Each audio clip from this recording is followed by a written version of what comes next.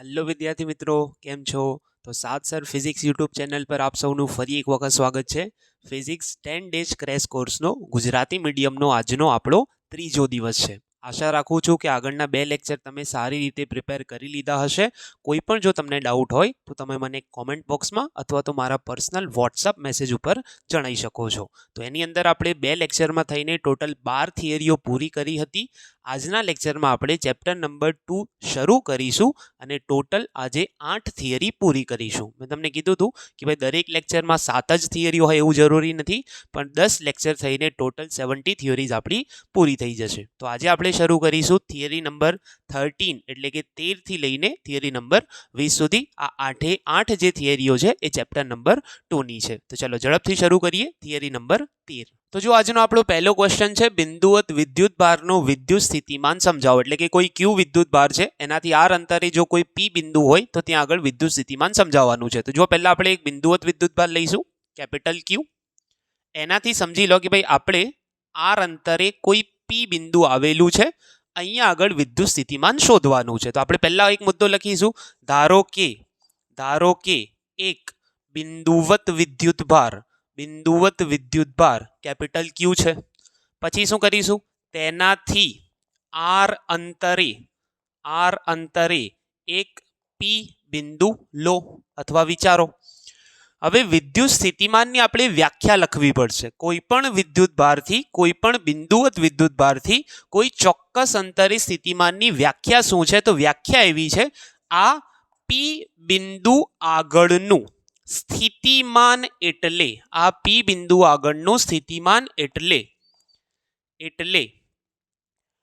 એકમ ધન વિદ્યુત ભારને અનંત અંતરેથી આપેલા બિંદુએ લાવવા દરમિયાન કરવું પડતું કાર્ય. જો વિદ્યુત સ્થિતિમાનની આ વ્યાખ્યા થઈ ગઈ. પી બિંદુ આગળનું સ્થિતિમાન એટલે શું? કોઈ એકમ ધન વિદ્યુત ભારને અનંત અંતરેથી આપેલા બિંદુએ લાવવા દરમિયાન એની ઉપર જે કાર્ય કરવું પડે એ પી બિંદુ આગળનું સ્થિતિમાન. એટલે કે આપણે શું કરવું પડશે કે ભાઈ અનંત અંતરે એક એકમ ધન વિદ્યુત ભાર વિચારવો પડશે. અહીંયા સમજી લો, એકમ ધન એટલે શું? 1 કુલમ વિદ્યુત ભાર. કેટલા અંતરે છે? અનંત અંતરે. આ એકમ ધન વિદ્યુત ભારને અનંત અંતરેથી આ પી બિંદુએ લાવવા દરમિયાન જે કાર્ય કરવું પડે એ તમારું આ બિંદુ આગળના સ્થિતિમાન જેટલું હશે. એટલે કે આને અહીંયાથી અહીંયા લાવવા માટે કાર્ય કેમ કરવું પડે છે? તો આપણો એકમ ધન વિદ્યુત ભાર પોતે ધન છે, આપણો બિંદુવત વિદ્યુત ભાર પોતે ધન છે. આ બી કેવો છે? ધન. તો જ્યારે આ એની સામે જવાનો પ્રયત્ન કરે તો પેલો ધન વિદ્યુત ભાર આ ધન વિદ્યુત ભારને શું કરે છે? અપાકર્ષે છે. તો આપણે બળ લગાડીને એટલે કે કાર્ય કરીને એને અનંતથી પી સુધી લાવવાનો છે. હવે આપણે એક વસ્તુ સમજી લો કે ભાઈ કાર્યનું સૂત્ર છે બળ ગુણ્યા સ્થાનાંતર. તમે અહીંયાથી અહીંયા લાવો તો કુલ સ્થાનાંતર તમારે ક્યાંથી ક્યાં સુધીનું કરવાનું છે? અનંત અંતરથી આર અંતરે રહેલા પી બિંદુ સુધીનું, અનંતથી પી સુધીનું. પણ આપણે શું કરીશું? ધ્યાનથી સાંભળો. તમને કદાચ સંકલનનો કન્સેપ્ટ ખબર હોય. સંકલનનો મતલબ શું છે કે હું તમને એમ કહી દઉં, તમારે અહીંયાથી અમદાવાદ જવાનું છે. સમજી લો કે ભાઈ કોઈ બીજા શહેર જવાનું છે 100 કિલોમીટર દૂર. હવે હું તમને એમ કહી દઉં કે ભાઈ કેટલું બળતણ વપરાશે, કેટલું પેટ્રોલ વપરાશે, બરાબર? તો તમે શું કરો કે ભાઈ 100 કિલોમીટર જવાનું છે તો 100 કિલોમીટરના રસ્તાને નાના ખંડોમાં શું કરો? વિભાજિત કરી દો. સમજી લો 1 કિલોમીટરના નાના ખંડો વિચારી લીધા. તમે શું કરો? 1 કિલોમીટરમાં કેટલું પેટ્રોલ વપરાયું એ શોધી કાઢો. સમજી લો 1 લીટર વપરાયું. તો તમે પછી શું કરશો કે ભાઈ દરેક કિલોમીટરમાં 1 લીટર માનીને ચાલીએ તો 100 કિલોમીટરમાં શું થઈ જાય? 100 લીટર. તો એ જ વસ્તુ છે, આપણે લાવવાનો છે અનંતથી પી સુધી. ક્યાં લાવવાનો છે? અનંતથી પી સુધી. પણ આપણે શું કરીએ? આખું સ્થાનાંતર કરાવવાને બદલે આ રસ્તાને નાના ખંડોમાં વિભાજિત કરી દઈએ અને કોઈ બી એક નાના ખંડનું કાર્ય શોધી કાઢીએ. બસ એટલું જ કાર્ય બધા ખંડોનું માની લઈએ અને પછી બધાનું સંકલન કરીએ. તો શું કરી શકાય? એટલે કે આ જે રસ્તો છે આખો આ રીતે, અહીંયા આર અંતર છે, પેલું અનંત અંતર છે. આખા રસ્તાને આપણે શું કરો? નાના ખંડોમાં વિભાજિત કરો, બરાબર? કોઈ બી એક ખંડ વિચાર લો, વચ્ચે આ રીતે હું એમ કહી દઉં કે આ ખંડનું હું કાર્ય કાઢી લઉં છું. સમજી લો મને મળ્યું 1 જૂલ. આવા મેં 50 ખંડો પાડ્યા છે, તો 50 ખંડોનું કેટલું થાય? 50 જૂલ. તો હું શું કરીશ? વચ્ચે એક નાનો સરખો ખંડ વિચાર લઈશ. એટલે કે આ કયું વિદ્યુતભાર ખરેખર અનંત છે, પણ રસ્તામાં કોઈ સમયે એ ક્યાં આવ્યો હશે? સમજી લો કે ભાઈ એસ બિંદુએ વિચારો. અનંતથી પી લાવવાનો છે, પણ સૌ પ્રથમ એને એક્સ અંતરે આવેલા એસ બિંદુએ વિચારો. ત્યાંથી નાનું સરખું સ્થાનાંતર કરાવો એનું ટી સુધીનું. આ નાના સ્થાનાંતરને લઈ લો ડીએક્સ. હવે આ તમને જોવાય છે કે ભાઈ મોટું છે, પણ એકદમ સૂક્ષ્મ ખંડ લો. એ સૂક્ષ્મ ખંડમાં એનું સ્થાનાંતર કરાવો. એવા ઘણા બધા ખંડોના એના પરથી શું કરો? સ્થાનાંતર કરાવીને કાર્ય શોધો. એવા ઘણા બધા નાના ખંડોના કાર્યોનું સંકલન કરી લો. તો મેં તમને કીધું એમ હવે શું કરવું પડશે કે ભાઈ આ બિંદુ એકમ ધન વિદ્યુતભારને લાવવાનો છે ને, તો શું લખીશું? આ એકમ ધન વિદ્યુતભારને સૌ પ્રથમ કેપિટલ ક્યુ થી એક્સ અંતરે આવેલા એસ બિંદુએ વિચારો. અનંતથી આર લાવવાનો છે, પણ એને પહેલા ક્યાં વિચારી લો? એસ. ત્યાંથી તેનું ડી એક્સ જેટલું સૂક્ષ્મ સ્થાનાંતર કરાવવા માટેનું કાર્ય. સૂક્ષ્મ સ્થાનાંતર કરાવવા માટેનું કાર્ય આપણે શોધવું છે. તો સૂક્ષ્મ સ્થાનાંતરના સૂક્ષ્મ કાર્યને આપણે લખીશું dw બરાબર f ડોટ dx. સૂક્ષ્મ સ્થાનાંતર એટલે કે નાના સ્થાનાંતરનું નાનું કાર્ય dw. અચ્છા, dw બરાબર હવે આ જે વિદ્યુતભાર છે જઈ રહ્યો છે અંદર, પણ સામેવાળો ધન જે છે એને શું કરે છે? બહારની દિશામાં અપાકર્ષી બળ લગાડે છે. તો અહીંયા જે આની ઉપર બળ લાગી રહ્યું છે એ કોની વચ્ચેનું છે? કેપિટલ ક્યુ અને સ્મોલ ક્યુ વચ્ચેનું છે. તો એ બળનું સૂત્ર કયું? કે કેપિટલ ક્યુ સ્મોલ ક્યુ અપોન કેટલા અંતરે? એક્સ અંતરે. આપણે એને ક્યાં વિચાર્યો છે? એક્સ અંતરે. અચ્છા, ડોટ હટાવી દો તો અહીંયા થઈ જાય ડીએક્સ, અને પાછળ શું આવી જાય? કોસ 180. ડોટ હટાવીએ તો F dot d x. F d x cos theta બંને વચ્ચેનો કેટલો? સ્થાનાંતર અંદર. બળ લગાડીએ છીએ બહારની દિશામાં, એટલે કે અપાકર્ષી બળ લાગે છે બહારની દિશામાં. બંને ઉલટી દિશામાં, તો કોસ 180 આવે. તો dw બરાબર કે capital Q upon x square d x. હવે મેં શું કર્યું? ધ્યાનથી સાંભળી લો. અહીંયા હું લખીશ કારણ કે સ્મોલ ક્યુ બરાબર કેટલા છે? 1 કુલમ. જે વિદ્યુતભારને લાવવાનો છે આપણે અનંતથી પી સુધી એ એકમ ધન વિદ્યુતભાર છે, એટલે 1 કુલમનો છે. અને કોસ 180 ની જગ્યાએ હું લખી દઉં છું કોસ 180 બરાબર -1. કેટલા છે? -1. તો એ -1 નો માઇનસ હું ક્યાં આપી દઈશ? આગળ આપી દઈશ. તો સૂક્ષ્મ સ્થાનાંતરનું મને શું મળી ગયું? સૂક્ષ્મ કાર્ય. સમીકરણ નંબર 1. ક્લિયર છે? ઓકે, હવે શું કરીશું? હવે અનંતથી આર લાવવા દરમિયાન નું કુલ કાર્ય માટે બંને બાજુ સંકલન કરતા. મેં તમને શું કીધું કે ભાઈ સૂક્ષ્મ સ્થાનાંતર કરાવો, એનું સૂક્ષ્મ કાર્ય કાઢો. એવા ઘણા બધા નાના ખંડો પરથી કાર્યનું શું કરી લઈશું? સંકલન. તો બંને બાજુ સંકલન dw, સંકલન કે q upon x square dx minus એને હું અહીંયા લગાવી દઉં છું. ક્લિયર છે? અચ્છા, લિમિટ મૂકવી પડશે. પ્રારંભમાં કાર્ય નથી કર્યું તો 0, છેલ્લે કાર્ય થવાનું છે w. dx એટલે કે સ્થાનમાં થતો ફેરફાર. ક્યાંથી ક્યાં સુધી? અનંત હતો પહેલા, પછી કેટલા અંતરે આવી ગયો? આર અંતરે આવી ગયો. ચલો, dw નું તો w થઈ જાય તો બધાને ખ્યાલ છે લિમિટ 0 થી w છે, તો એ મૂકવાની જરૂર નથી. અહીંયા પહેલા કોમન કાઢો, માઇનસ તો છે જ, કે ક્યુ કોમન નીકળશે. સંકલન અનંતથી આર 1/x² dx. હવે તમને એક વસ્તુ ખબર હોવી જોઈએ, સંકલનનો નિયમ છે ઘાતમાં 1 ઉમેરો, નવી ઘાત વડે ભાગો. પણ કોઈ બી પદ જ્યારે છેદમાં હોય તો એનું સંકલન ના થાય, એને ક્યાં લઈ જવું પડે? અંશમાં લઈ જવું પડે. તો w બરાબર -kq. સંકલન કરીશું, હજુ બાકી છે, તો નિશાની હટાવવાની નથી. આ છેદને પહેલા અંશમાં લઈ જાઓ. x ની 2 ઘાત છે, ઉપર જાય તો -2 ઘાત dx.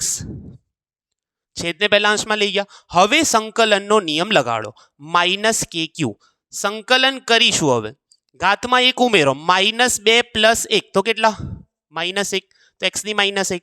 અને જે નવી ઘાત મળી -1 એના વડે ભાગો. ક્યાંથી ક્યાં? અનંતથી આર. અચ્છા, આ -1 ઘાતને જો હું બહાર કાઢી લઉં, માઇનસ કે ક્યુ અપોન -1 તો એ થઈ જશે પ્લસ કે ક્યુ. કૌંસમાં તમે ધ્યાનથી જુઓ એક્સની -1 ઘાત છે. જો એને હું ફરી છેદમાં લઈ જાઉં તો એ થઈ જાય એક્સની +1 ઘાત. જે રીતે આપણે 2 ઘાત છેદમાં હતી ઉપર લઈ ગયા તો -2 થઈ ગઈ. હવે સંકલન કર્યા પછી -1 બચે છે, નીચે લઈ જાઓ એને તો ફરી શું થઈ જાય +1 ઘાત. અને એક્સની 1 ઘાતમાં 1 ઘાત લખવાની કોઈ જરૂર નથી. એક્સની 1 ઘાતનો મતલબ એક્સ થાય. લિમિટ મૂકીએ, આ બાજુ ડબલ્યુ છે, લિમિટ મૂકીએ ડબલ્યુ બરાબર કે ક્યુ 1/x માં એક વખત x ની જગ્યાએ r મૂકો 1/r માઇનસ એક વખત x ની જગ્યાએ અનંત મૂકો. ઉપરની લિમિટ માઇનસ નીચેની લિમિટ. અને કોઈ બી સંખ્યાને તમે અનંત વડે ભાગો તો એ જવાબ 0 થઈ જાય. તો આ જવાબ આવે છે કે ક્યુ અપોન r. અને આ જે કાર્ય છે એ જ તમારું સ્થિતિમાન v જેટલું છે. તો બિંદુવત વિદ્યુતભારના લીધે વિદ્યુત સ્થિતિમાનનું સૂત્ર મળ્યું કે ક્યુ અપોન r. તો જે તે અંતરે તમારે શોધવું હોય એ અંતર વડે કે ક્યુને ભાગી નાખવાનો. બીજી એક વસ્તુ યાદ રાખો કે ભાઈ વિદ્યુત સ્થિતિમાન ધન વિદ્યુતભાર માટે ધન હોય છે, ઋણ માટે ઋણ હોય છે. મેં તમને કદાચ કીધું હતું ચેપ્ટર 1 માં બળ અને ક્ષેત્ર, વિદ્યુત ક્ષેત્ર અને બળ જ્યારે બી શોધતા હોય સૂત્રમાં ક્યુને હંમેશા ધન લેવાનો. એની આગળ માઇનસ આવી શકે છે, એ દિશાનો હોય છે કેમ કે બળ અને ક્ષેત્ર સદિશ છે, વિદ્યુત સ્થિતિમાન અદિશ છે. તો ધન માટે ધન લેવાનું, ઋણ માટે ઋણ લેવાનું. તો આ થિયરી થઈ ગઈ. આ રીતે એક્ઝેક્ટ તમે લખશો તો પૂરા માર્ક્સ મળશે. 2 માર્ક્સ અથવા 3 માર્ક્સમાં આવી શકે છે. બરાબર. તો ચલો હવે આપણી આજની નેક્સ્ટ થિયરી છે વિદ્યુત ડાયપોલના લીધે સ્થિતિમાન. આગળની થિયરી આપણે કરી બિંદુવત વિદ્યુત ભારના લીધે સ્થિતિમાન. હવે છે ડાયપોલના લીધે સ્થિતિમાન. તો સૌથી પહેલા આપણે આકૃતિ દોરીશું. હવે ડાયપોલનો સિમ્પલ મતલબ છે બે વિદ્યુત ભારો હોય સમાન મૂલ્યના વિજાતીય ચોક્કસ અંતરે ગોઠવાયેલા હોય. ચોક્કસ અંતર કેટલું હતું 2a જેટલું. તો અહીંયા હું શું કરું છું એક ધન વિદ્યુતભાર લઈ લઉં છું +q. ઊભો ડાયપોલ દોરું છું. બોલો કોઈ વાંધો નહીં આવે ને? ખ્યાલ આવે છે? ડાયપોલનો મતલબ એવો નથી કે આડો જ દોરવો પડે, ઊભો બી દોરી શકાય. બરાબર. આ ડાયપોલનું કેન્દ્ર O લઈ લઈએ. આ બિંદુને A કહી દઈએ, આ બિંદુને B કહી દઈએ.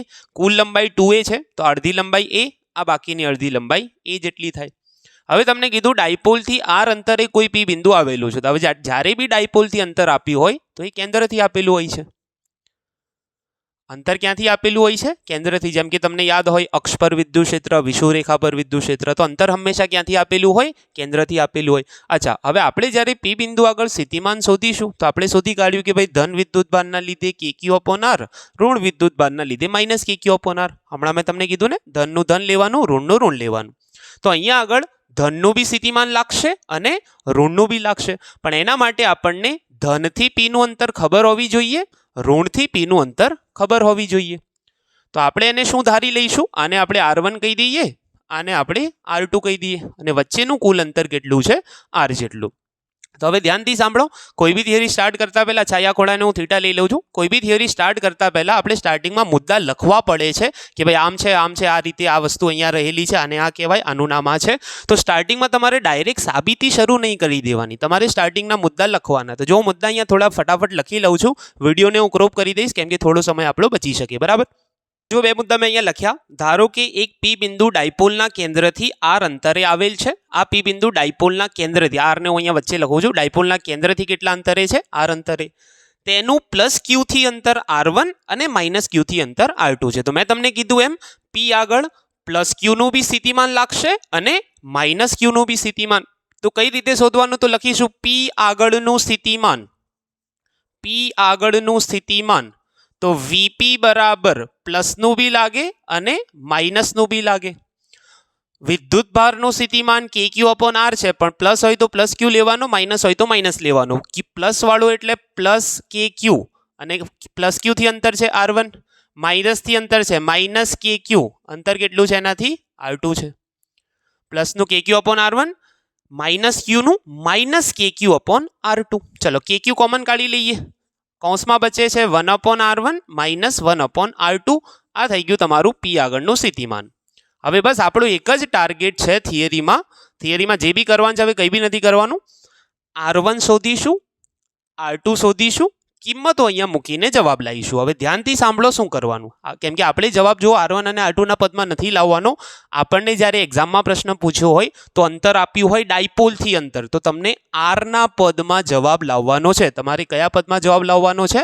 r ના પદમાં. તો r1 અને r2 ની કિંમતો આપણે r ની સાથે સરખાઈને મૂકીશું. ધ્યાનથી સાંભળો. મને એમ કહો પહેલા R1 અને R માં કોણ મોટો છે? તો સિમ્પલ તમે કહી શકો કે જેમ જેમ નીચે લાઈન ખીંચતા જાઓ નીચેની લાઈનો મોટી થતી જાય, તો R અંતર મોટું છે. કેટલું મોટું છે R1 કરતા? તો અહીંયાથી જો હું લંબ દોરું, અહીંયા જ્યારે હું લંબ દોરીશ તો મને ખબર પડે છે, કહેવાનો મતલબ કે ભાઈ આ R છે તમારો, સોરી R1 છે અને આ તમારો R છે. નીચેની લંબાઈ એટલે કે R લંબાઈ R1 કરતાં મોટી છે. કેટલી મોટી છે? તો તમે જ્યારે આ લંબ દોરો તો આ જે લંબાઈ મળી તમને એ એક્સ્ટ્રા લંબાઈ છે. R ની અંદર R નું મૂલ્ય R1 કરતાં આટલું વધારે છે. એટલે કે હું શું કરી શકું, R માંથી જો હું આટલું બાદ કરી દઉં તો એ જવાબ કોના જેટલો થઈ જાય? R1 જેટલો થઈ જાય. તો જો હું શું કરીશ કે ભાઈ મારે એ શોધવું પડશે કે ભાઈ આ લંબાઈ કેટલી છે, આ OM લંબાઈ કેટલી છે. શું કરીશું? ધ્યાન આપો, લખીશું આકૃતિમાં દર્શાવ્યા મુજબ, આકૃતિમાં દર્શાવ્યા મુજબ R પર OM નથી, સોરી કયો છે? AM લંબ દોરતા, AM લંબ દોરતા ત્રિકોણ, કયો ત્રિકોણ બને છે અહીંયા? AOM. ત્રિકોણ AOM માં cos થીટા લગાડો. cos થીટા એટલે પાસેની બાજુ ભાગ્યા કર્ણ. થીટાની પાસેની બાજુ આ છે OM. અને કર્ણમાં ભૂલ ના પડે, ઘણા લોકો આને કર્ણ સમજી લે છે. કાટખૂણાની સામેની બાજુ કર્ણ છે એ. તો OM બરાબર શું થઈ જાય? A cos theta. OM બરાબર શું થઈ જાય? A cos theta. હવે મેં તમને શું કીધું? આકૃતિ પરથી તમે શું કરી શકો? આખા R માંથી આ લંબાઈ છે ને A cos થીટા. મેં તમને શું કીધું? આકૃતિમાં જ્યારે તમે લંબ દોરો તો AP બરાબર MP. જ્યારે તમે લંબ દોરો તો અહીંયાથી P ની લંબાઈ છે એ જ શું થાય? A થી P ની લંબાઈ. આકૃતિ પરથી AP બરાબર MP થાય. અહીં ધ્યાનથી જુઓ, હું શું કરું? OP બરાબર શું લખું? OP બરાબર OM પ્લસ MP લખાય કે ના લખાય? જોઈ લો. OP આખો શું લખાય? OM plus MP. અચ્છા, OM શું છે? અચ્છા, OP તો શું છે? આખી લંબાઈ. OP આખી લંબાઈ R છે. OM જે છે તમે શોધી કાઢ્યો A cos થીટા. અને MP જે છે તમારો આ એ કોના જેટલો છે? AP જેટલો. અને AP એટલે શું? AP એટલે R1. બોલો, ખ્યાલ આવ્યો? ફરી સાંભળો, આખી લંબાઈ OP બરાબર OM plus MP, A cos theta plus MP એટલે R1 બરાબર આખી લંબાઈ R. તો R1 ને જો કરતા બનાવી આ સૂત્રમાં તો A cos થીટા અહીંયા આવશે, R minus A cos theta. R1 બરાબર કેટલા? R minus A cos theta. સમીકરણ નંબર આને હું 2 આપી દઉં છું, આને નંબર આપવાની જરૂર નથી. તો મારું પહેલું મેં કીધું તમારો ગોલ શું છે? R1 શોધો, R2 શોધો, R1 શોધી કાઢ્યું. હવે બીજી વસ્તુ, મને એમ કહો R અને R2 માં કોણ મોટું છે? તો R2 મોટો છે તો હું શું કરીશ? R ની લંબાઈ થોડીક વધારીશ. ક્યાં સુધી વધારીશ? અહીંયા લંબ બને ત્યાં સુધી. એટલે કે આનો મતલબ એમ થયો, R ની લંબાઈમાં કંઈક ઉમેરો પછી એ કોના જેટલી બને છે? R2 જેટલી. એટલે કે અહીંયા શું છે? હવે ધ્યાનથી જુઓ, આ તમારો R છે, આ તમારો R2 છે. R ની લંબાઈમાં તમે કંઈક ઉમેરો પછી જઈને એ કોના જેટલું બને છે? R2 જેટલું. તો આ લંબાઈ કેટલી ઉમેરવી પડે આપણે એ શોધીએ. તો જો ધ્યાનથી સાંભળો, આ થીટા છે તો આ બી થીટા થાય. ત્રિકોણ ONB, ત્રિકોણ ONB માં cos થીટા. ચાલો, cos થીટા શું થાય? cos થીટા અહીંયા લખું, cos થીટા. થીટાની પાસેની બાજુ ON અને કર્ણ, કાટખૂણાની સામેનો કર્ણ છે એ. તો ON બરાબર બી શું થાય છે? A cos theta. ON બરાબર બી શું થાય? A cos theta. હવે મેં તમને કીધું આકૃતિ પરથી કે ભાઈ જ્યારે તમે R માં આટલું ઉમેર્યું, આટલું એટલે કેટલું? A cos થીટા, ત્યારે જઈને એ લંબાઈ કોના જેટલી થઈ? R2 જેટલી. તો આકૃતિ પરથી ડાયરેક્ટ લખી શકાય. હવે R2 બરાબર આ જે આખી R2 લંબાઈ છે એ કોના જેટલી? અહીંયાથી અહીંયાનો R વત્તા કેટલા? A cos theta. જો ભૂલ ના પડે, આ લંબાઈ R છે અને એની અંદર બીજા A cos થીટા ઉમેરો ત્યારે જઈને R2 જેટલી થાય. R2 બરાબર R plus A cos theta. તો મેં તમને કીધું એ રીતે આપણે બે વસ્તુ શોધવાની હતી, R1 અને R2 બંને શોધી કાઢી છે. હવે એની કિંમત અહીંયા મૂકીશું આપણે તો આપણો જવાબ આવશે. હવે આને હું થોડુંક આ બાજુ જગ્યા કરીને ભૂસી નાખીશ તો અહીંયા હું સાઈડમાં હટી જાઉં છું જેથી આપણે સ્ક્રીનશોટ લઈ શકીએ. શું R1 અને R2 ની કિંમતો અહીંયા મૂકી દો તો લખીશું સમીકરણ 1 માં R1 અને R2 મૂકતા તો VP તમારો બને છે KQ 1/R1 એટલે કેટલા? R minus A cos theta minus R2 એટલે કેટલા? R plus A cos theta. કિંમત આપણે કૌંસમાં જ મૂકીશું, બરાબર? ક્રોસ ગુણાકાર ચોકડી ગુણાકાર કરવાનો છે. ચલો આખાને ઉઠાઈને અહીંયા લઈ જાઓ, આખાને ઉઠાઈને અહીંયા લઈ જાઓ અને આ બંનેનો એકબીજા સાથે ગુણાકાર કરો તો VP બરાબર બનશે KQ R plus A cos theta. કૌંસમાં જ રાખજો આને, બરાબર? ભૂલ ના પડે, કૌંસ છૂટો પાડીએ છે. વચ્ચે માઇનસ છે, R minus A cos theta. અને નીચે જ્યારે તમે ગુણાકાર કરો તો તમને એક વસ્તુ ખબર છે, A minus B A plus B, A minus B A plus B, તો A square minus B square. R minus A cos theta R plus A cos theta, તો R square minus A square cos square theta. R square A square minus B square, તો A square એટલે R square minus B square એટલે A cos થીટાનો square, જેને લખાય A square cos square theta. ઉપર કૌંસ છૂટો પાડો. R plus A cos theta તો એમ જ થઈ જશે. વચ્ચે માઇનસ છે જેને અંદર ગુણો તો આ R તમારો minus minus minus plus A cos theta plus A cos theta. છેદમાં હજુ એમનું એમ જ રાખું છું, R square minus A square cos square theta. હવે તમે ધ્યાનથી જુઓ ઉપર શું ઉડે છે, R માઇનસ R. અને આપણે ડાયપોલ વાળી જો થિયરી યાદ હોય, જો R very much greater than A હોય તો સરવાળા બાદબાકીમાં આપણે A ને અવગણતા હતા અક્ષવાળી વિષુવરેખાવાળી થિયરીમાં. તો અહીંયા બી આ જે R ની સરખામણીમાં A ની બાદબાકી છે તો એને અવગણીશું. ઉપર થાય, હવે શું બચે છે જુઓ, KQ તો છે જ, A cos theta plus A cos theta કેટલા? 2A cos થીટા છેદમાં R સ્ક્વેર, છેદમાં શું છે? R નો સ્ક્વેર. 2AQ બધાને ખબર છે ડાયપોલ મોમેન્ટ P બરાબર 2AQ, તો આ થઈ જાય K P cos થીટા તો છે જ, છેદમાં તમારો R સ્ક્વેર. તો કોઈ પણ P બિંદુ આગળ ડાયપોલના લીધે સ્થિતિમાન સૂત્ર મળ્યું KP cos theta upon R square. હવે આના ખાસ કિસ્સા તમારે લખવાના થશે, થિયરીમાં જ લખવાના, બરાબર? તો જુઓ લખીશું અક્ષ પર.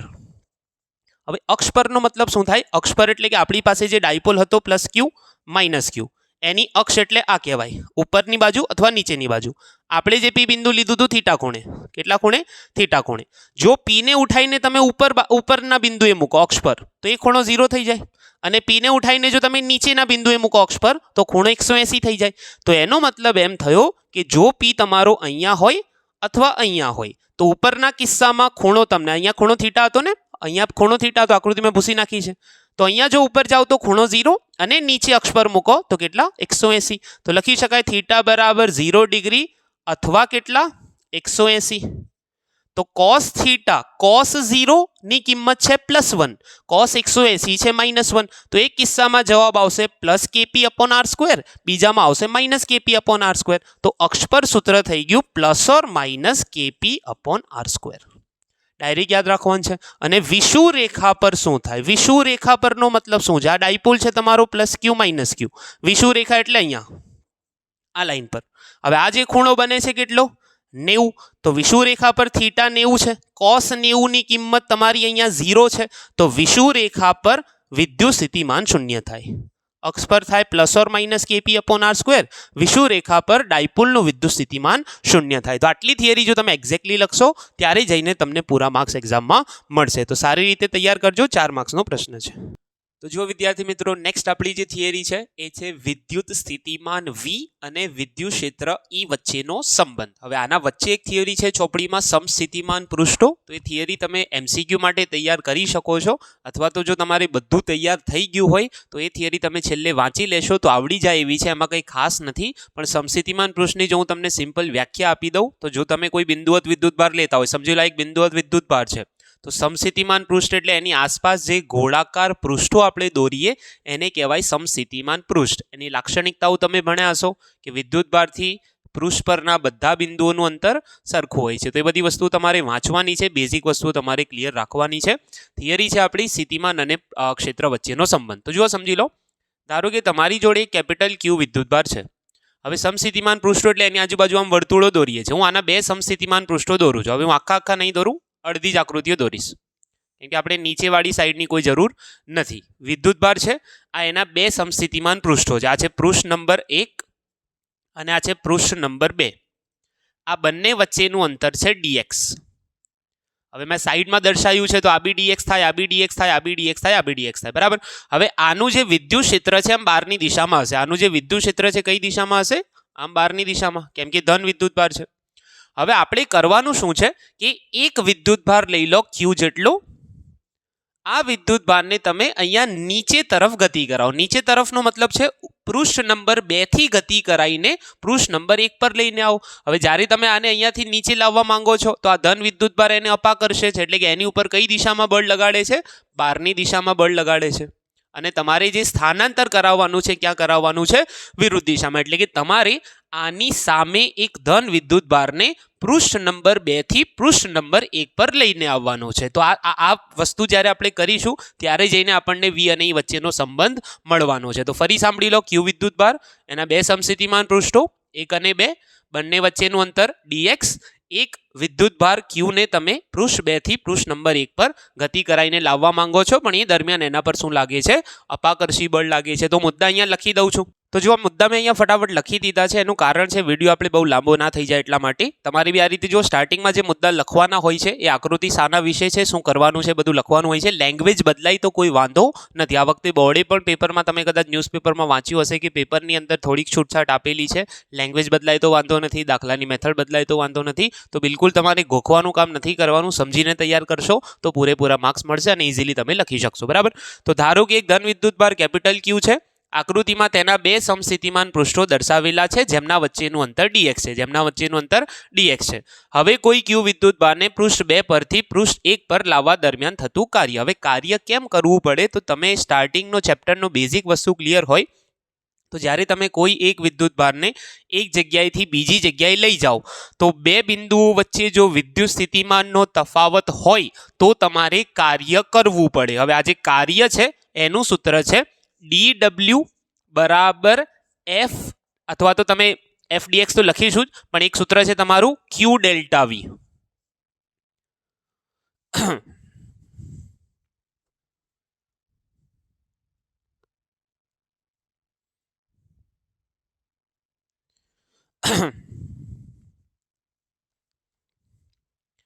જો હવે મુદ્દા મેં અહીંયા લખી દીધા છે, આપણો થોડોક સમય બચે એટલા માટે.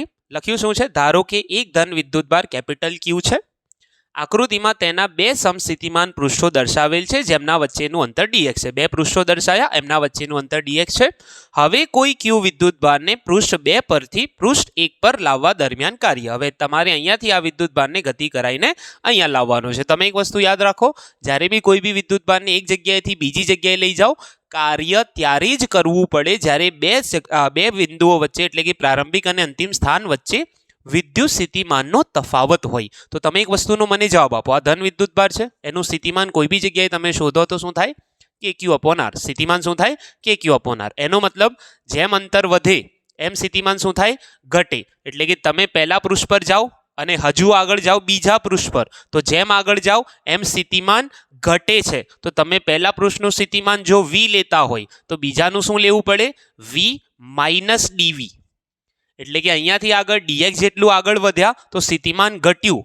જેમ અંતર વધે એમ સ્થિતિમાન ઘટે છે. પહેલા પરથી બીજા પર ગયા, અંતર કાપ્યું તમે આગળ તો સ્થિતિમાન તમારું ઘટે છે. તો હવે તમારે કાર્ય કરવું પડશે w બરાબર q ડેલ્ટા v.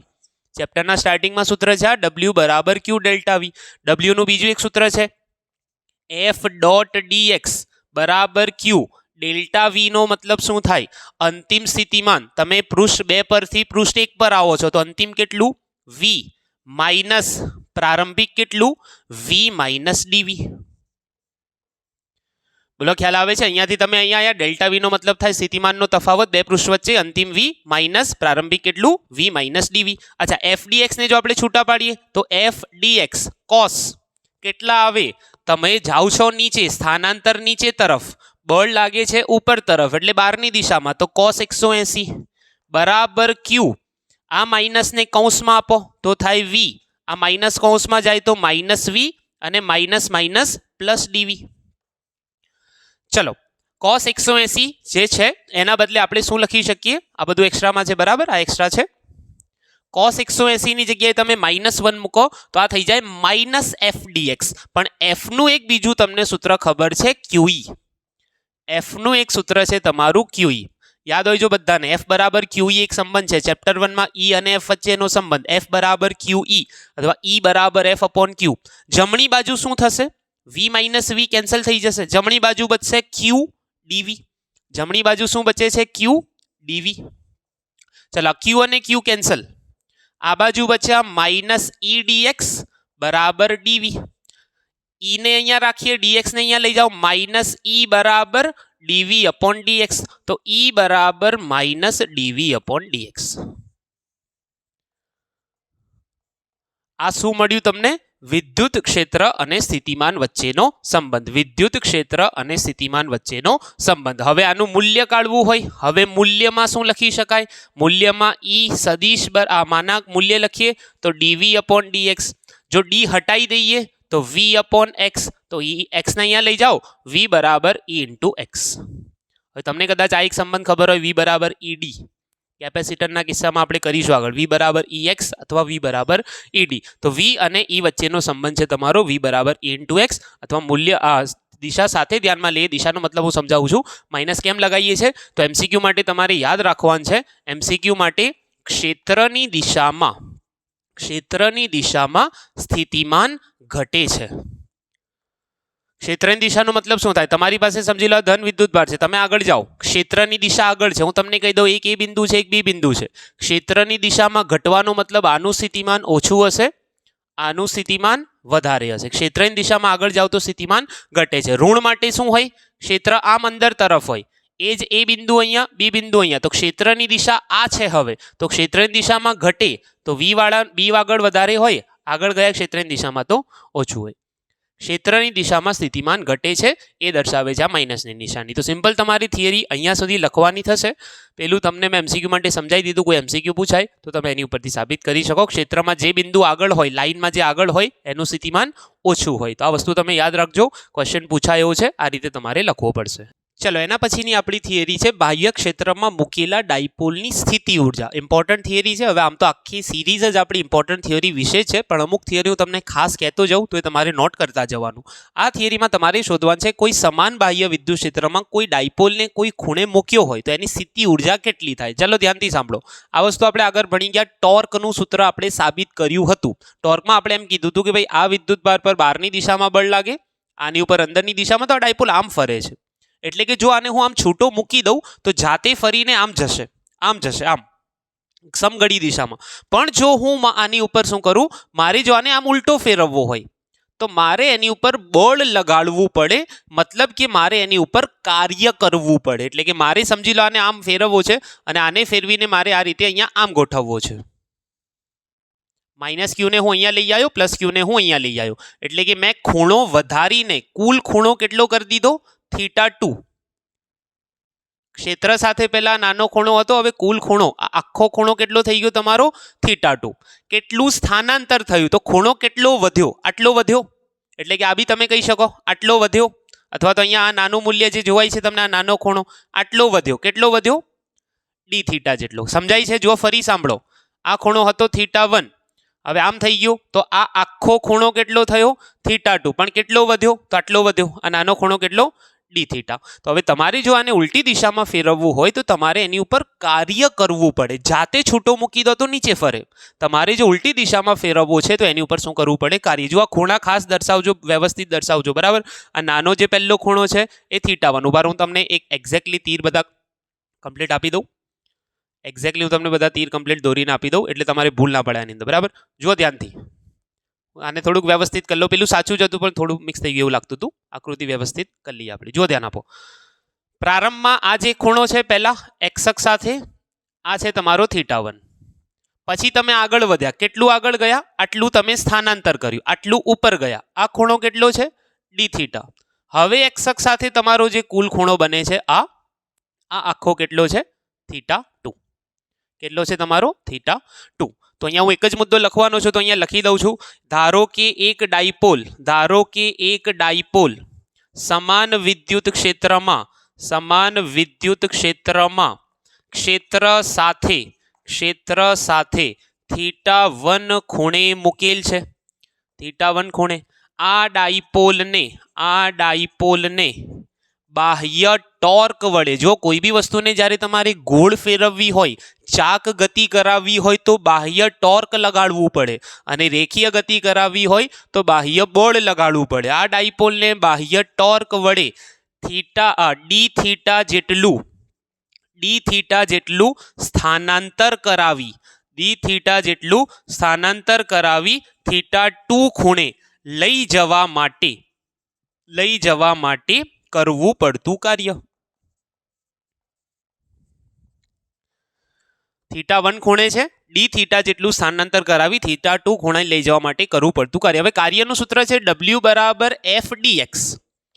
હવે આ કાર્યનું સૂત્ર રેખીય સ્થાનાંતર માટે છે. અહીંયા જે ખૂણો બદલાય છે એને કહેવાય કોણીય સ્થાનાંતર. તો અહીંયા જે રીતે બળ લગાડતા હતા એ રીતે અહીંયા લખીશું DW. બળના બદલે આવશે ટોર્ક ડોટ DX ના બદલે આવશે ડી થીટા.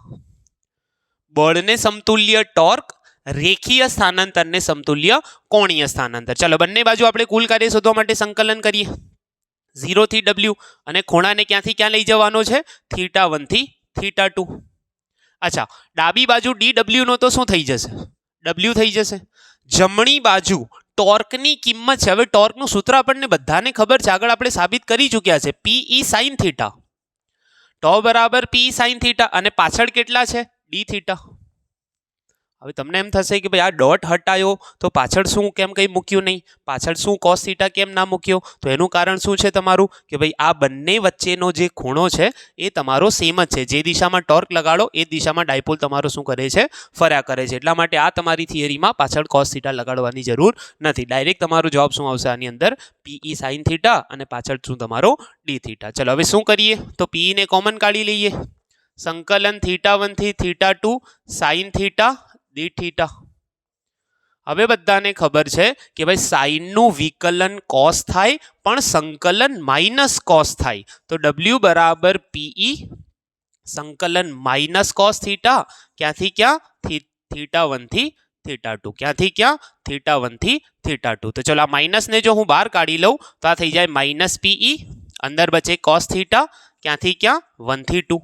લિમિટ મૂકો એક વખત cos θ2 માઇનસ એક વખત cos θ1.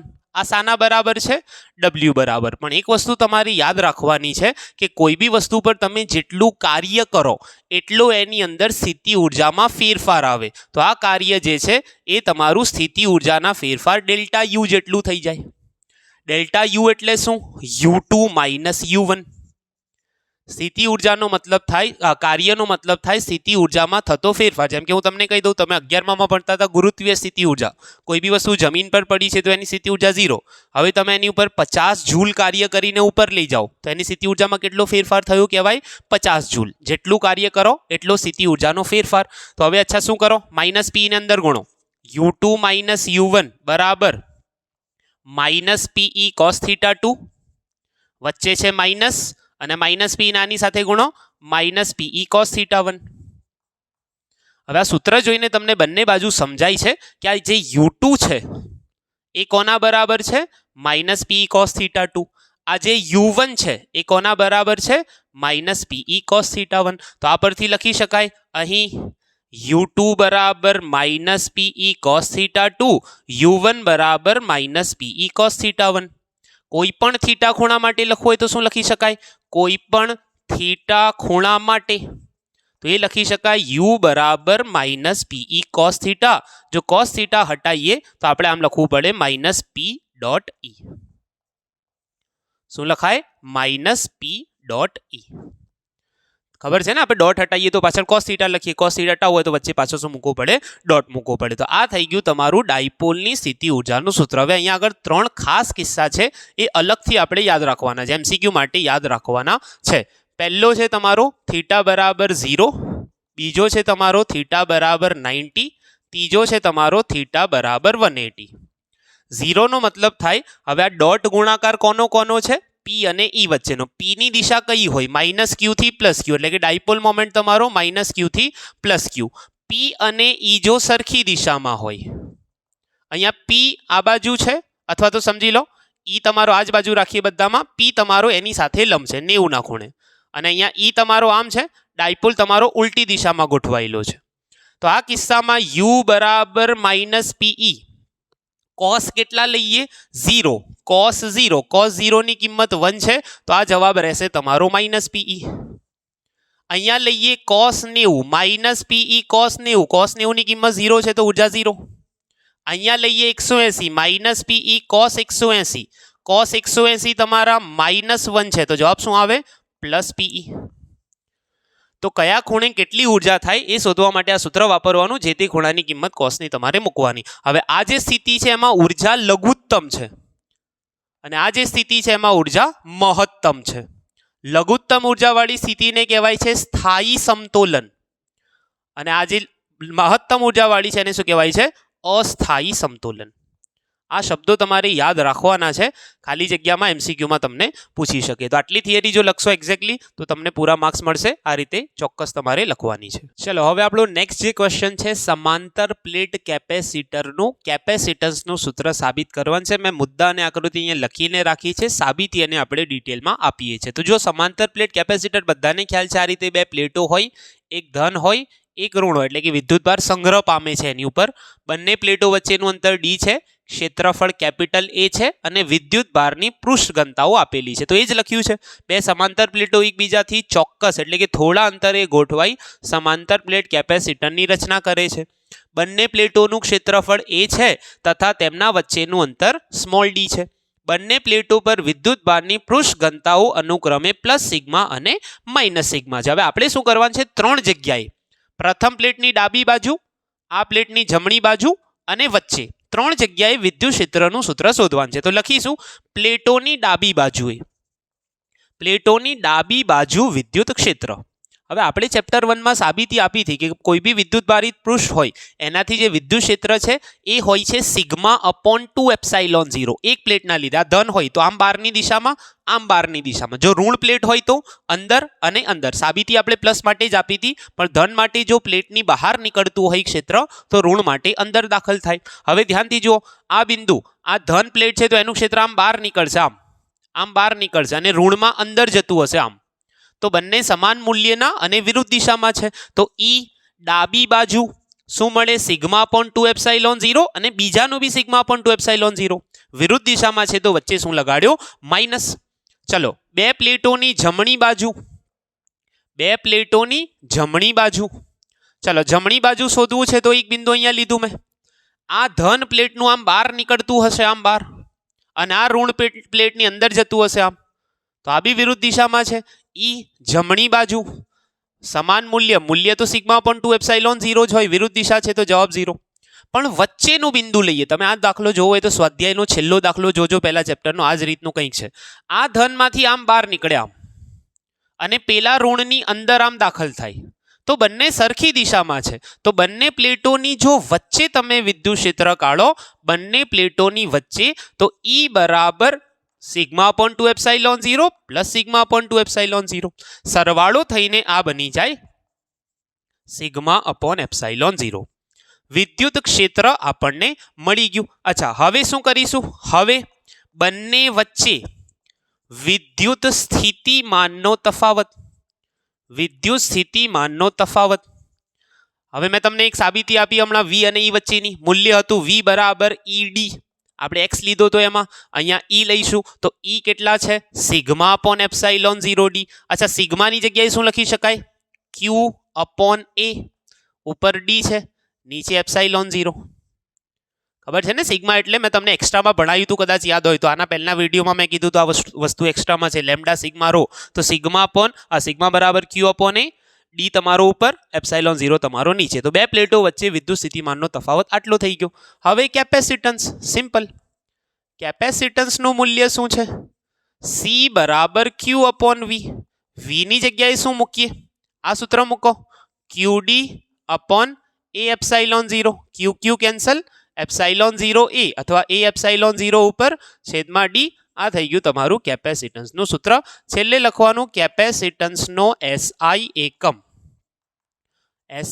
એકમ ફેરેડ, કેપિટલ F છે. સિમ્પલ કંઈ બી નથી કરવાનું. વિદ્યુત ક્ષેત્ર એના પરથી V બરાબર ED અને C બરાબર Q/V આટલું લખવાનું છે. ખાલી આ એક્સ્ટ્રા તમારે બે પ્લેટોની ડાબી બાજુ અને વચ્ચે કરીને લખવાનું છે. ડાયરેક્ટ તમે આમ લખો તો ચાલે, પણ ચોપડીમાં આપી છે તો આપણે લખવાનું. આ પ્રશ્ન એક્ઝામમાં 2 માર્ક્સમાં બી પૂછાયેલો છે, 3માં બી પૂછી શકાય, અને નસીબ જો તમારું બિલકુલ સારું હોય તો આટલો નાનો પ્રશ્ન 4માં બી પૂછી લે. તો જે બી પૂછાય આટલું તમારે લખવાનું છે સમાંતર પ્લેટ કેપેસિટર વિશે. ચલો જુઓ, એના પછીનો નેક્સ્ટ ક્વેશ્ચન છે સમાંતર પ્લેટ કેપેસિટર પર ડાયઇલેક્ટ્રિકની અસર. જો ઓનલાઈન ભણાવવામાં અને ઓફલાઈન ભણાવવામાં એ જ વસ્તુ ફરક છે કે ભાઈ અહીંયા વિડીયો લાંબો ના થઈ જાય તો પછી મારે બધું લખીને રાખવું પડે છે. જો હું એક પછી શબ્દ લખવા જાઉં તો વિડીયો ઘણો લાંબો થઈ જાય અને આપણી જોડે એટલો બધો સમય છે નહીં. તો મુદ્દા મેં લખીને રાખ્યા છે. હા, હું બધી થિયરી લખીને નથી રાખતો, એ લખીને રાખવી શક્ય બી નથી, પછી ખાલી વાંચતો હોય એવું લાગે તમને બધાને. હા, જે મુદ્દા સ્ટાર્ટિંગમાં જે તમારી લેંગ્વેજમાં લખવાના હોય છે એ મુદ્દા હું લખીને રાખું છું. હવે તમે આની અંદર એક્ઝેક્ટલી વર્ડ બાય વર્ડ ના લખો તો બી કોઈ વાંધો નથી, લખવાનું છે કે ભાઈ ખાલી આ છે આ બધું સ્ટાર્ટિંગમાં આવું બધું છે, બરાબર. તો જો શું લખ્યું, ધારો કે કેપેસિટર C એક C કેપેસિટન્સ વાળું સમાંતર પ્લેટ કેપેસિટર છે.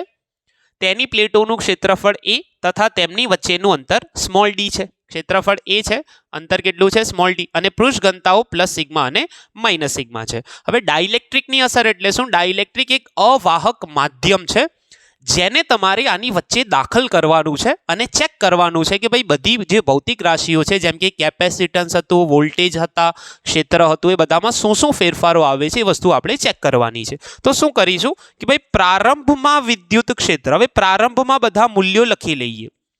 E બરાબર પ્લેટોની વચ્ચે હોય, આપણે હમણાં સાબિત કર્યું, આજુબાજુ ના હોય, વચ્ચે જ હોય. E0 બરાબર સિગ્મા અપોન એપ્સાઇલોન 0. પ્રારંભમાં વિદ્યુત ક્ષેત્ર સિગ્મા અપોન એપ્સાઇલોન 0. પ્રારંભમાં વોલ્ટેજ અથવા તો વિદ્યુત સ્થિતિમાનનો તફાવત અથવા વિદ્યુત સ્થિતિમાન V બરાબર E0 ઇન્ટુ D. V બરાબર ED છે, પ્રારંભિક E0, અને હું V0 કહીશ તો આ થઈ જશે સિગ્મા અપોન એપ્સાઇલોન 0D. પ્રારંભિક વોલ્ટેજ આટલા. પ્રારંભમાં કેપેસિટન્સ C બરાબર Q અપોન V, તો C0 બરાબર Q0 અપોન V0. પ્રારંભિક વાતો કરીએ છીએ, હજુ ડાયલેક્ટ્રિક દાખલ કર્યો નથી, તો આ કિંમત મૂકીએ. Q0 તો રહેશે જ, V0 એટલે કેટલા? Sigma D upon epsilon 0. સમીકરણ નંબર 3. 3 કિંમતો આપણે મૂકી, 3 પ્રારંભિક મૂલ્યો, વિદ્યુત ક્ષેત્ર, વિદ્યુત સ્થિતિમાન અને કેપેસિટન્સ. હવે શું કરવાનું છે? હવે કેપેસિટરની બે પ્લેટો વચ્ચે કે ડાઇલેક્ટ્રિક અચળાંક વાળો કે ડાઇલેક્ટ્રિક દાખલ કરતા, એમ લખી દઈશું, કે ડાઇલેક્ટ્રિક દાખલ કરતા બંને પ્લેટોની પૃષ્ઠ વિદ્યુતભાર ઘનતા બદલાય છે. હવે કઈ રીતે બદલાય, શું થાય છે? તો એના માટે તમારે હું થોડુંક સમજાવી દઉં. ધ્રુવીભવન કરીને એક ટોપિક છે જેને કહેવાય છે પોલરાઇઝેશન. જ્યારે તમે કોઈ અવાહકને વચ્ચે દાખલ કરો તો એના વિદ્યુતભારો ખેંચાઈને બંને પ્લેટો પર જમા થાય. એટલે કે શું થયું, ધ્યાનથી સાંભળો. આપણી પાસે આ બે પ્લેટો હતી કેપેસિટરની, એમનો પોતપોતાનો વિદ્યુતભાર છે. અહીંયા બહાર દોરું છું, મિક્સ ના થઈ જાય એટલા માટે, બરાબર. આની ઘનતા છે પ્લસ સિગ્મા, આની છે માઇનસ સિગ્મા. તમે વચ્ચે કોઈ માધ્યમ દાખલ કર્યું અહીંયા આમ, તો આ માધ્યમના પોતાના જે વિદ્યુતભારો હશે એ આ માધ્યમના ઋણ વિદ્યુતભારો ખેંચાઈને ક્યાં જમા થઈ જશે? આ પ્લેટ પર. અને આ માધ્યમના ધન વિદ્યુતભારો ખેંચાઈને ક્યાં જમા થઈ જાય? ઋણ પ્લેટ પર. એટલે કે અહીંયા અંદરની બાજુ એક નવો વિદ્યુતભાર પૃષ્ઠ પર વિતરિત થઈ જાય છે. આ વિતરણ પામેલા વિદ્યુતભારની પૃષ્ઠ ઘનતા છે માઇનસ સિગ્મા પી અને સામે છે પ્લસ સિગ્મા પી. સિગ્મા પી એટલે પોલરાઇઝેશન, ધ્રુવીભવનના લીધે અંદર વિદ્યુતભાર જમા થયો, તો એની ઘનતાને શું કહેવાય? માઇનસ સિગ્મા પી ધનની પ્લસ સિગ્મા પી. એટલે કે આ પ્લેટ પર હવે કુલ બે ઘનતાઓ છે, કેપેસિટરની પોતાની પ્લસ સિગ્મા અને ધ્રુવીભવનના લીધે અંદરની કેટલી? માઇનસ સિગ્મા પી. તો 12 પ્લસ છે તો આને કૌંસમાં લખી દઉં, સિગ્મા માઇનસ સિગ્મા પી. કેટલી થઈ ગઈ આની ઉપર? Sigma minus sigma p. આની હતી માઇનસ સિગ્મા અને ધ્રુવીભવનની કેટલી આવી? Plus sigma p. કેટલી? Plus sigma p. હવે આ બંનેમાંથી હું માઇનસ કોમન કાઢું તો આ થઈ જાય તમારો, આપેલા માઇનસ હતો તો હવે શું થઈ ગયો? પ્લસ. અને આ પ્લસ સિગ્મા પી હતો, હવે શું થઈ ગયો? માઇનસ સિગ્મા પી. તો આ પ્લેટ પરની વિદ્યુતભાર ઘનતા પ્લસ સિગ્મા માઇનસ સિગ્મા પી બહાર કાઢવાની જરૂર ના પડી કેમ કે આગળ પ્લસ છે, અહીંયા આગળ માઇનસ છે, તો એ માઇનસને જો હું બંનેમાંથી કોમન કાઢી લઉં તો આ થઈ જાય પ્લસ સિગ્મા માઇનસ સિગ્મા પી. એટલે કે આ પ્લેટની કેટલી સિગ્મા માઇનસ સિગ્મા પી, પેલી પ્લેટની કેટલી માઇનસ સિગ્મા પી. એટલે કે બંનેની છે તો સિગ્મા માઇનસ સિગ્મા પી જેટલી જ, પણ એકની પ્લસ સિગ્મા પી, એકની માઇનસ સિગ્મા પી. તો લખીશું હવે બંને પ્લેટોની પૃષ્ઠ વિદ્યુત ભાર ઘનતાઓ અનુક્રમે, અથવા તો આમ ડાયરેક્ટ લખી દઈએ પ્લસ ઓર માઇનસ સિગ્મા પી થાય છે. પહેલા પ્લસ ઓર માઇનસ સિગ્મા હતી એટલે કે એકની પ્લસ સિગ્મા એકની માઇનસ સિગ્મા, હવે એકની પ્લસ સિગ્મા પી, એકની માઇનસ સિગ્મા પી. તો હવે કંઈ બી નથી, જો આ થિયરી સૌથી સિમ્પલ છે, કંઈ બી નથી કરવાનું, ધ્યાનથી સાંભળી લો. હવે તમારી જોડે 3 સમીકરણ હતા, ત્રણેયમાં સિગ્મા જોવાય છે, સિગ્માની જગ્યાએ હવે કરી દો સિગ્મા માઇનસ સિગ્મા પી, બસ આટલું. સિગ્માની જગ્યાએ શું લખો સિગ્મા માઇનસ સિગ્મા પી. તો ધ્યાનથી જુઓ, હવે વિદ્યુત ક્ષેત્ર ઈ કેટલું થઈ જાય, બદલાઈ ગયું. સિગ્મા અપોન એપ્સાઇલોન 0 હતો તો શું લખીશું સિગ્મા માઇનસ સિગ્મા પી અપોન એપ્સાઇલોન 0. 4 V0 ને આપણે V કરી દઈશું, એ છે તમારો સિગ્મા ડી અપોન એપ્સાઇલોન 0, તો sigma minus sigma P D upon epsilon 0. અને તમારો જે C0 હતો એના બદલે હવે C થઈ ગયો, Q0 એપ્સાઇલોન 0 તો એમ જ રહેશે. નીચે સિગ્માની જગ્યાએ લખીશું સિગ્મા માઇનસ સિગ્મા પી ઇન્ટુ ડી, અને 5 અને 6. સિમ્પલ 3 સૂત્રો સિગ્મા વાળા, બદલાઈને ઘનતા કેટલી થઈ તો એ સમજાવી મેં તમને કેમ થઈ, ધ્રુવીભવનના કારણે. હવે 3 સૂત્રોમાં સિગ્માના બદલે સિગ્મા માઇનસ સિગ્મા પી. હવે ડાયરેક્ટ આ વસ્તુ યાદ રાખવાની છે, સિગ્મા માઇનસ સિગ્મા પી બરાબર સિગ્મા અપોન કે. હવે આ ક્યાંથી આવ્યું એની સાબિતી શું છે બધામાં પડવાની હવે કોઈ જરૂર છે નહીં, ડાયરેક્ટ સિગ્મા માઇનસ સિગ્મા પી જગ્યાએ શું મૂકો સિગ્મા અપોન કે. તો ફરી 3 સૂત્રોમાં જ્યાં બી સિગ્મા માઇનસ સિગ્મા પી છે ત્યાં સિગ્મા અપોન કે મૂકો. ઈ બરાબર સિગ્મા અપોન કે એપ્સાઇલોન 0, વી બરાબર sigma upon k D by epsilon 0, અને છેલ્લું તમારું સી બરાબર Q0 એપ્સાઇલોન 0 તો છે જ, છેદમાં ડી પણ છે જ. સિગ્મા માઇનસ સિગ્મા પી નો સિગ્મા અપોન નો કે ક્યાં જશે તમારો ઉપર જશે. તો સિમ્પલ 3 સૂત્રો સિગ્મા વાળા, 3 સૂત્રો સિગ્મા માઇનસ સિગ્મા પી વાળા, 3 સૂત્રો સિગ્મા અપોન કે વાળા. હવે તમે કંઈ બી નથી કરવાનું, 1 2 3 એને સરખાઈ દો 7 8 9 સમીકરણ. ચાલો અહીંયા લખું છું, સમીકરણ 1 2 3 ને 7 8 9 સાથે સરખાવતા. તો ધ્યાનથી જુઓ, સમીકરણ 7 માં તમને જે જોવાય છે સિગ્મા અપોન એપ્સાઇલોન 0 એ કોના બરાબર છે, E0. વધારાનું શું છે અહીંયા કે, તો E બરાબર સિગ્મા અપોન એપ્સાઇલોન 0 ની જગ્યાએ શું મૂકી દો E0, છેદવાળો કે એમનો એમ રહેશે, E0 અપોન કે. એક જવાબ તમારો આ થયો. પછી આની અંદર જે સૂત્ર હતું V0 sigma D upon epsilon 0, અહીંયા તમને જોવાય છે સિગ્મા ડી અપોન એપ્સાઇલોન 0, એની જગ્યાએ મૂકી દો V0, છેદમાં શું છે કે. અને અહીંયા તમારી પાસે સૂત્ર હતું Q0 epsilon 0 upon sigma d, Q0 epsilon 0 upon sigma d, એની જગ્યાએ મૂકી દો C0, તો ગુણાકારમાં શું આવી જશે તમારો કે આવી જશે. તો છેલ્લા સૂત્રો પરથી આપણને E અને E0 વચ્ચેનો સંબંધ, V અને V0 વચ્ચેનો સંબંધ, C અને C0 વચ્ચેનો સંબંધ મળી ગયો. તો તમે જોઈ શકો છો વિદ્યુત ક્ષેત્ર કેમાં ભાગનું, વોલ્ટેજ કેમાં ભાગનો, અને કેપેસિટન્સ કે ઘણું થાય છે. તો છેલ્લો મુદ્દો હું અહીંયા લખીશ, આમ કેપેસિટરની પ્લેટો વચ્ચે કે ડાઇલેક્ટ્રિક દાખલ કરતા E અને V કેમાં ભાગના થાય તથા કેપેસિટન્સ શબ્દોમાં લખીશું આપણે, કેપેસિટન્સ કે ઘણું થાય છે. તો એક્ઝામમાં ડાયરેક્ટ MCQમાં પ્રશ્ન પૂછાય, ડાઇલેક્ટ્રિક માધ્યમને દાખલ કરો તો કેપેસિટન્સ વધે કે ઘટે, તો વધે છે. વોલ્ટેજ અને વિદ્યુત સ્થિતિમાન તમારો વોલ્ટેજ અને વિદ્યુત ક્ષેત્ર તમારું શું થાય કેમાં ભાગનું એટલે ઘટે છે. તો થિયરી એક્ઝેક્ટલી તમારે આ રીતે લખવાની છે, 4 માર્ક્સમાં પૂછી શકાય એવો પ્રશ્ન છે. તો આ રીતે લખશો તો પૂરા માર્ક્સ મળી જશે. તો જો આજની જે છેલ્લી બે થિયરીઓ છે એને મેં અહીંયા સાઈડ બાય સાઈડ બાજુમાં લખી છે. કારણ એ છે કે હું તમને જ્યારે બંને જોડે સમજાવીશ તો તમને ખ્યાલ આવશે કે ભાઈ બંનેમાં શું ફરક છે અને કઈ કઈ બાબતો યાદ રાખવાની છે. ટોપિક છે બંને કેપેસિટરોનું સમાંતર જોડાણ, કેપેસિટરોનું શ્રેણી જોડાણ. સમાંતર તો બધાને ખ્યાલ છે, આમ ઉપર નીચે, અને શ્રેણીમાં આ શ્રેણી જોડાણ છે, બરાબર. તો આ મુદ્દો પહેલો છે. ધારો કે શ્રેણીમાં ત્રણ કેપેસિટરો C1, C2 અને C3 ને 20 વોલ્ટની બેટરી સાથે સમાંતરમાં જોડેલ છે. એ જ મુદ્દો અહીંયા, ધારો કે ત્રણ કેપેસિટરો C1, C2, C3 ને 20 વોલ્ટની બેટરી સાથે શ્રેણીમાં જોડેલ છે. હવે સમાંતરમાં શું થાય, અહીંયાથી કોઈ પ્રવાહ નીકળ્યો. હવે આ પ્રવાહ અહીંયા પહોંચીને ત્રણ જગ્યાએ જશે. થોડો ઉપર જશે, થોડો વચ્ચે જશે, થોડો નીચે જશે.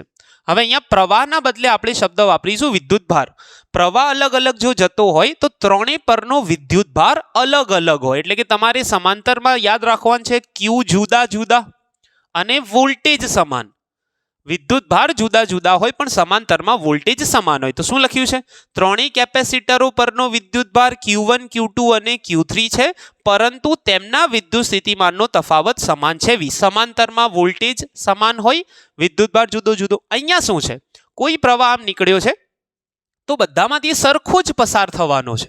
એટલે બધાનો Q સમાન, વિદ્યુતભાર સમાન, પણ વોલ્ટેજ જુદો જુદો હોય. તો સિમ્પલ યાદ રાખો, અહીં ત્રણેય કેપેસિટરો પરનો વિદ્યુત સ્થિતિમાનનો તફાવત V1, V2, V3, વોલ્ટેજ અલગ અલગ છે. એટલે કે આનો V1, આનો V2, આનો V3, પરંતુ તેમના પરનો વિદ્યુતભાર Q સમાન છે. તો શું સમાન હોય, સમાંતરમાં વોલ્ટેજ સરખા, શ્રેણીમાં વિદ્યુતભાર સરખા. હવે સિમ્પલ સમતુલ્ય કેપેસિટન્સ કાઢવાનું છે. તો જુઓ, એક વસ્તુ યાદ રાખો, કઈ રીતે કાઢવાનું, તો જેના ભાગ પડતા હોય એનો સરવાળો કરવાનો. કે આ વિદ્યુતભારના ભાગ પડે છે તો કુલ વિદ્યુતભાર બરાબર Q1 વત્તા Q2 વત્તા Q3. હવે આપણને સૂત્ર ખબર છે કે C બરાબર Q upon V. તો Q બરાબર શું થાય, CV. તો કુલ વિદ્યુતભાર છે તો C કુલ એટલે સમતુલ્ય ઇન્ટુ V. Q1 એટલે C1V, Q2 એટલે C2V, Q3 એટલે C3. હવે તમને પ્રશ્ન થશે 1, 2, 3 V માં કેમ ના આપ્યું, તો પહેલા જ કીધું ને કે ભાઈ સમાન વિદ્યુત સ્થિતિમાન છે. વિદ્યુત સ્થિતિમાન કેવું છે, સમાન. કેપેસિટન્સ અલગ અલગ છે. હવે સામેથી V કોમન કાઢો, C1 કૌંસમાં શું બચશે તમારું, C1 વત્તા C2 વત્તા C3. ડાબી બાજુ છે સમતુલ્ય C ઇન્ટુ V. આ VV તમારા કેન્સલ થઈ જાય તો C ઇક્વલન્ટ બરાબર C1 વત્તા C2 વત્તા C3. સિમ્પલ. સમાંતરમાં વિદ્યુત કેપેસિટન્સ શું થાય છે, વધે છે. n કેપેસિટરો માટે શું કરવાનું, તો સિમ્પલ આ જ વસ્તુ, C1 વત્તા C2 ક્યાં સુધી લેતા જવાનું, n સુધી એનો સરવાળો કરવાનો. તો સિમ્પલ આ રીતે તમારે લખવાનું. આ એકલો બી પ્રશ્ન પૂછાય, બરાબર. ચાલો અહીંયા શું થાય, સમતુલ્ય કેપેસિટન્સ. મેં તમને શું કીધું, જેના ભાગ પડતા હોય એ લખો. વોલ્ટેજના ભાગ પડે છે તો V બરાબર V1 વત્તા V2 વત્તા V3. C બરાબર Q upon V, તો V બરાબર શું થાય, Q upon C. V બરાબર શું થાય, Q upon C. તો કુલ વોલ્ટેજ છે તો Q upon C ઇક્વલન્ટ, જેને કુલ સમતુલ્ય કહેવાય. સમતુલ્ય એટલે ઇક્વલન્ટ. V1 એટલે Q by C1, V2 એટલે Q by C2, V3 એટલે Q by C3. સામેથી Q કોમન કાઢો, 1 upon C1 plus 1 upon C2 plus 1 upon C3. અહીંયા શું બચે છે, Q by C ઇક્વલન્ટ. બોલો ખ્યાલ આવે છે, Q કેન્સલ, અહીંયા બચ્યો. ડાયરેક્ટ જવાબ આવી ગયો તમારો 1 upon C equivalent is equal to 1 upon C1 plus 1 upon C2 plus 1 upon C3. n માટે, n કેપેસિટરો માટે શું કરવાનું, 1 upon C ઇક્વલન્ટ. આ જ વસ્તુ C1 C2 ક્યાં સુધી લઈ જવાની, Cn સુધી.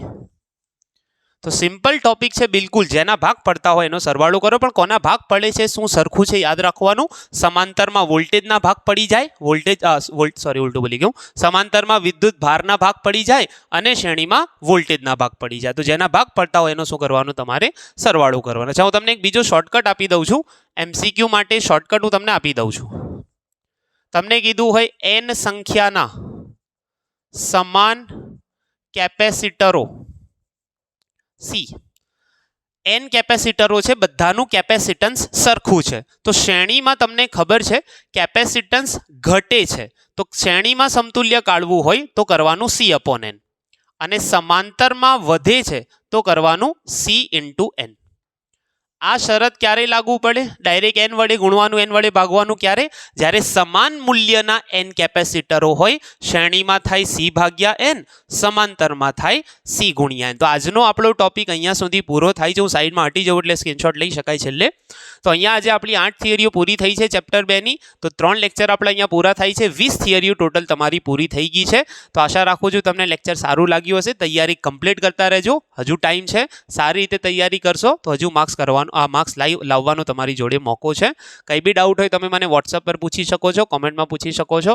મળીશું નેક્સ્ટ લેક્ચરમાં. અચ્છા, બીજી વસ્તુ, જો તમને કોર્સ સારો લાગ્યો હોય તો પ્લીઝ પોતાના મિત્રોને રેકમેન્ડ કરજો કે ભાઈ આ કોર્સ અહીંયા અવેલેબલ છે. આટલી સસ્તી પ્રાઇસમાં આટલી બધી મહેનત હું તમારા માટે કરું છું. તો ખાસ તમારા ક્લાસમેટ હોય જેને તૈયારી થઈ ગઈ છે એ લોકો બી શું 400 રૂપિયા આપશે તો એમને કંઈ જવાનું નથી, પણ આટલી બધી થિયરીનું તમને એક સાથે રિવિઝન મળશે, એક તમને આખી વ્યવસ્થિત નોટ્સ મળી રહેશે, વ્યવસ્થિત તમને એક સિક્વન્સમાં ગોઠવેલા લેક્ચર મળી રહેશે.